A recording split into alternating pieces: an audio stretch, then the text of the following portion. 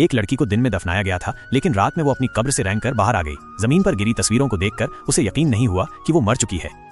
जब तक उसने ये नहीं देखा कि उसके हाथ लाश के धब्बों से ढके हुए थे, तब तक उसे विश्वास नहीं हुआ कि वो मर चुकी है। डर के मारे उसने उन धब्बों को मिटाने की कोशिश की, लेकिन वे नहीं गए। जब उसने अपने हाथ धोने चाहे तो धब्बे और फैलने लगे और पलक झपकते ही पूरे शरीर पर फैल गए। इसके बाद उसे महसूस हुआ कि उसके नाखून जड़ रहे हैं और हल्का खींचने पर वे आसानी से निकल जाते। उसे समझ आया कि उसका शरीर सड़ने लगा है। इस हालत में वो अपने माता पिता के घर लौट गई, लेकिन जब उसने कुछ खाने की कोशिश की तो उसका शरीर उसे स्वीकार नहीं कर पाया और उसने सब उल्टी कर दी। इस सच्चाई ने उसे तोड़ दिया कि वो अब सामान्य इंसान नहीं रही। माँ ने जब एनी को घर में देखा तो हैरान रह गई। एनी डर के मारे भाग गई और भूख से तड़पती एक अंधेरे बार में पहुंच गई। वहां एक अजनबी आदमी उसके पास आया और एनी ने चालाकी से उसे अपने साथ ले जाने के लिए बहका लिया। सुनसान जगह पहुंचते ही एनी ने उसकी गर्दन काट दी और उसका खून पीकर अपनी भूख मिटाई। हैरानी की बात यह थी कि ऐसा करने से उसके शरीर पर आए लाश के धब्बे गायब हो गए। एनी को समझ आ गया कि अगर उसे इंसानों जैसा देखना है तो उसे इस तरह खाना पड़ेगा। लेकिन तभी एक रहस्यमय आदमी उसकी निगरानी कर रहा था। नी अपने घर लौट आई, लेकिन मुझे उम्मीद है कि ये मददगार